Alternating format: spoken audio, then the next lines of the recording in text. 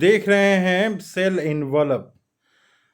Chapter 8 का ये है। चैप्टर 8 का टॉपिक नंबर है 8.4.1 सेल इन्वॉल्व है और साथ में है इट्स मॉडिफिकेशन।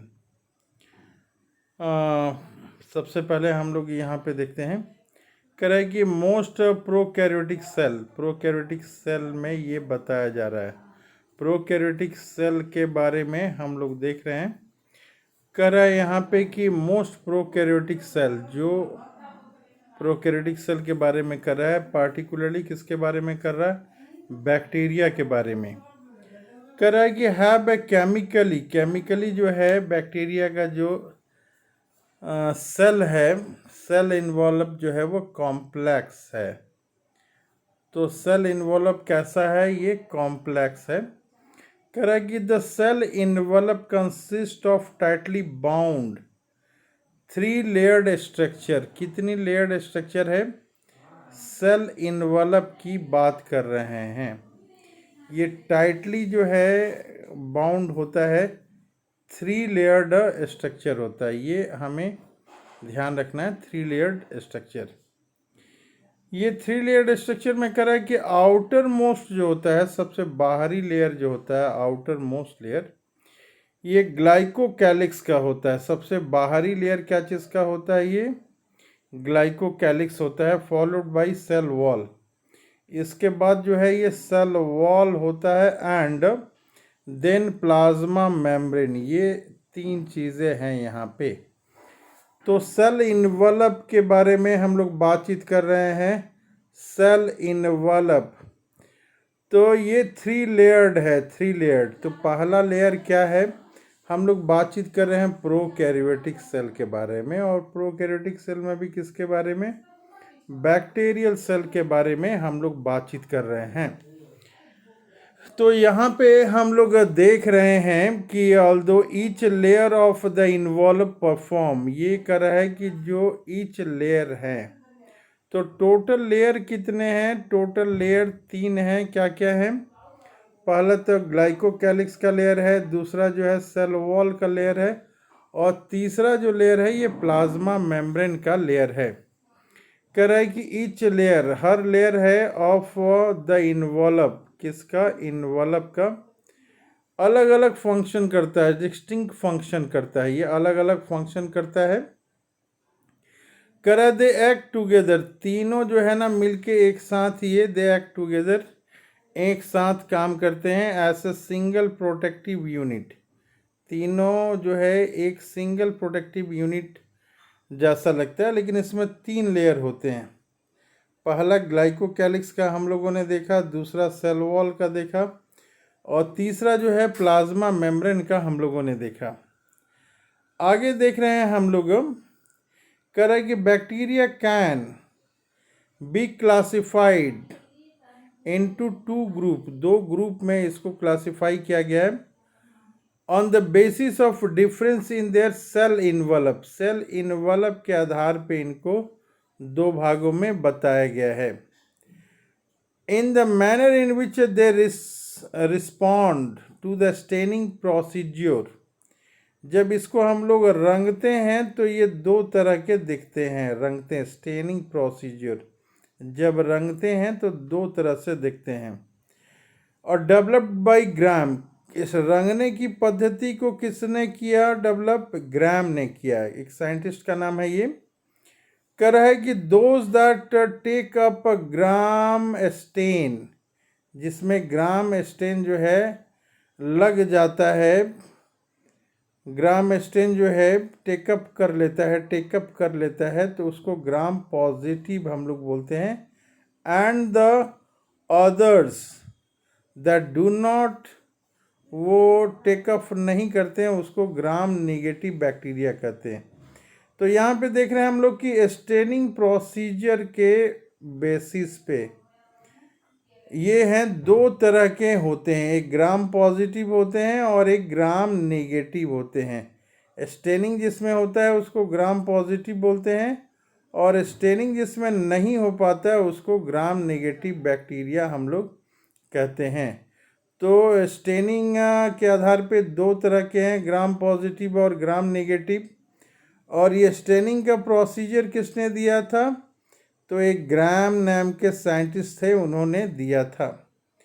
अब हम लोग देखते हैं कि दो तरह के बैक्टीरिया हमें दिखाई देते हैं। किस आधार पे?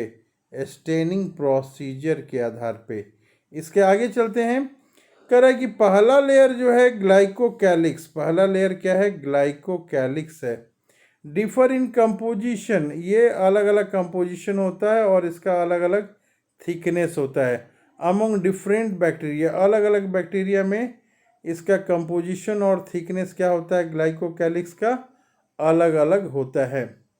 कह रहा है it could be loose seat, ये क्या हो सकता है? लूज सीट हो सकता है। तब इसको हम लोग कहेंगे स्लाइम लेयर, तब इसको क्या कहेंगे? Slime layer. इन सम, कुछ में ये होता है इन सम। कह रहा है कि वाइल इन अदर्स, और दूसरे में इट में भी थिक हो सकता है और रफ हो सकता है। कुछ में ये क्या हो सकता है? लूज सीट हो सकता है, और कुछ में ये थिक एंड टफ हो सकता है। तो जो थिक एंड टफ जिसमें होता है, ये लेयर जिसमें थिक एंड टफ होता है, उसको हम लोग कहते हैं कैप्सूल कहते हैं। आगे बता रहा है कि द सेल वॉल, जो सेल वॉल है, determine the shape of the cell and provide the strong structural support to prevent the bacterium from bursting और कोलैप्सिंग। ये सेल वॉल इसको ब्रस्ट या फिर कोलैप्स नहीं होने देता है। अब तीसरा लेयर जो है इसमें आता है, ये है प्लाज्मा मेम्ब्रेन। तीसरा लेयर क्या है? ये तीसरा लेयर प्लाज्मा मेम्ब्रेन है। ये सेलेक्टिव परमिएबल इन नेचर होता है और इंटरैक्ट करता है with the outside world, outside world के साथ ये इंटरैक्ट करता है।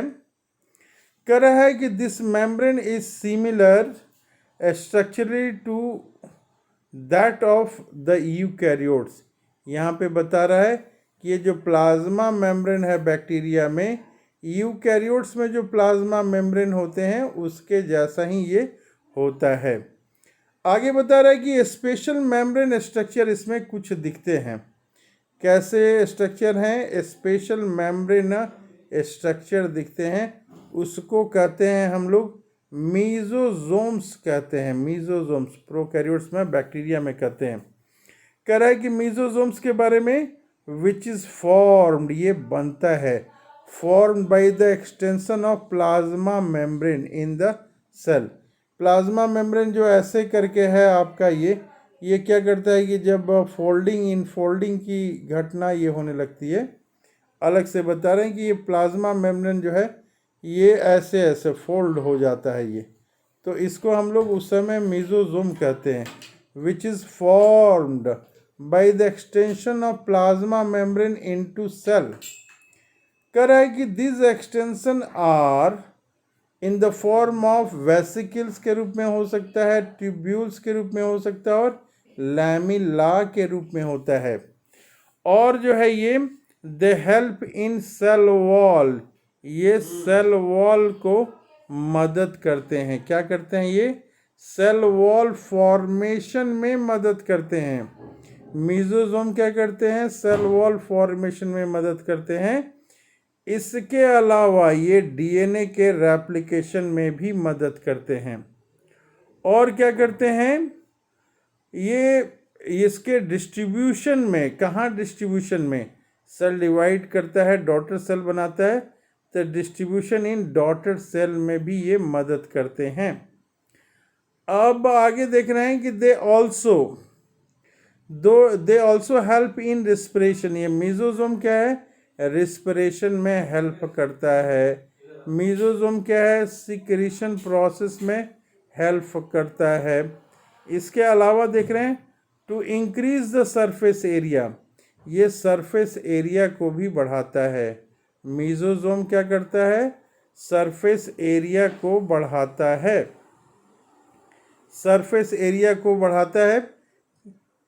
The plasma membrane and enzymatic content, ये सरफेस एरिया किसकी बढ़ाता है? प्लाज्मा मेम्ब्रेन की बढ़ाता है। और किसके लिए बढ़ाता है? एंजाइमेटिक कंटेंट के लिए ये बढ़ाता है।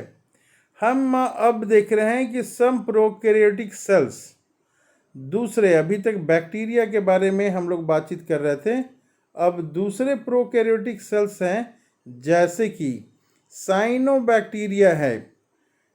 There are other membrane extension into the cytoplasm called chromatophores. ये उसमें क्रोमेटोफोर्स होता है विच कंटेन पिगमेंट। ये कह रहा है कि प्रोकैरियोट्स, कौन सा प्रोकैरियोट? साइनोबैक्टीरिया। इसमें अदर मेम्ब्रेन एक्सटेंशंस होते हैं। कहाँ पे होते हैं? साइटोप्लाज्म में होते हैं, और उसको क्या कहते हैं? क्रोमेटोफोर्स बोलते हैं। क्रोमेटोफोर्स में क्या होता है? इसमें पिगमेंट होता है, इसमें पिगमेंट होता है। अब हम लोग आगे देखते हैं कि बैक्टीरिया सेल में भी मोटाइल और नॉन मोटाइल, दो तरह के बैक्टीरिया सेल हो सकते हैं। एक तो मोटाइल हो सकता है जो चल सकता है, और दूसरा चल नहीं सकता है, वो नॉन मोटाइल होता है। तो बैक्टीरिया दो तरह के हम लोग देख रहे हैं, एक मोटाइल देख रहे हैं और दूसरा नॉन मोटाइल हम लोग देख रहे हैं।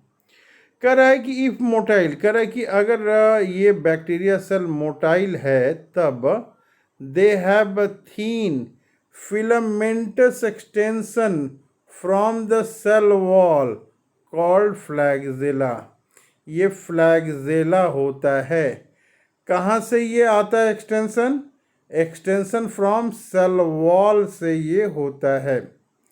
कह रहा है आगे कि bacteria show a range in the number and arrangement of flagella. Flagella का ये जो नंबर है, फ्लैगेला का नंबर है, ये जो फ्लैगेला है इसका जो है अलग अलग नंबर हो सकते हैं, 1 2 3 4, और इसके अरेंजमेंट भी जो है ये डिफरेंट हो सकते हैं। अब हम लोग देख रहे हैं कि बैक्टीरियल फ्लैगेलम जो है, किसके बारे में देख रहे हैं? बैक्टीरियम फ्लैगेलम के बारे में हम लोग देख रहे हैं। ये बैक्टीरिया का जो फ्लैगेलम है is a composed of 3 parts, 3 part से बने होते हैं। पहला पार्ट क्या है? तो पहला पार्ट फिलामेंट है। दूसरा पार्ट क्या है? ये दूसरा पार्ट हुक है। और तीसरा पार्ट जो है ये बेसल बॉडी है। फिलामेंट, हुक और बेसल बॉडी मिलके क्या बनता है? बैक्टीरिया का फ्लैगेला बनता है। ये कह रहे हैं यहाँ पे कि द फिलामेंट, जो फिलामेंट है, फिलामेंट इज लॉन्गेस्ट पोर्शन, ये सबसे लंबा होता है, और extend from the cell surface to the outside. ये फिलामेंट जो है सेल सरफेस से आउटसाइड की ओर जाता है। कह रहा है कि बिसाइड्स फ्लैगेला, कह रहा है कि फ्लैगेला के अलावा भी पाइली होता है, पाइली और फिम्ब्री होता है। क्या होता है? पाइली और फिम्ब्री होता है। Also surface structure of the bacteria, ये क्या होते हैं? ये भी जो है सरफेस स्ट्रक्चर होते हैं, सरफेस स्ट्रक्चर। तो सरफेस स्ट्रक्चर क्या क्या है बैक्टीरिया में? फ्लैगेला है, पाइली है और फिम्ब्री है। ये 3 चीज़ है, फ्लैगेला, पाइली और फिम्ब्री, ये है। क्या है ये सरफेस स्ट्रक्चर हैं। किसके सरफेस स्ट्रक्चर हैं?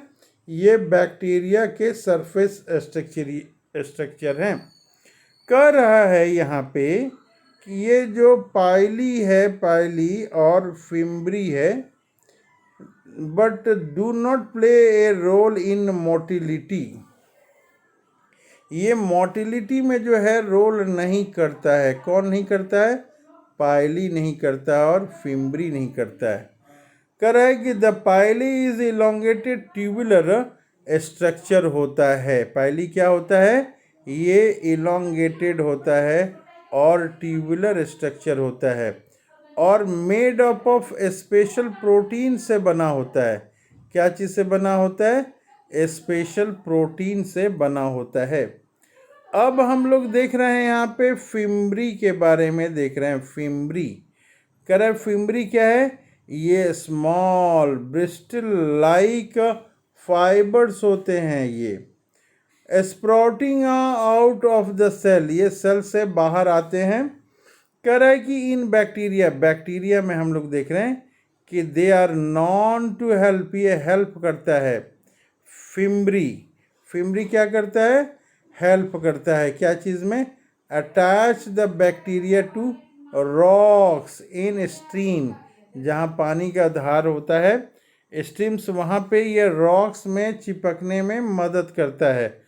And also to the host tissue, host tissue में भी ये चिपकने में मदद करता है। तो इस तरह से हम लोगों ने देखा यहाँ पे किस चीज़ के बारे में देखा, ये टॉपिक था हमारा cell envelope and its modification. तो हम लोगों ने सेल इन्वॉल्व्स देखा प्रोकैरियोट सेल में, और इट्स मॉडिफिकेशन को हमने देखा। इस टॉपिक के बाद जो है हम लोग पढ़ेंगे, क्या पढ़ेंगे? Ribosome and it's ribosome and inclusion bodies, inclusion bodies ये पढ़ेंगे।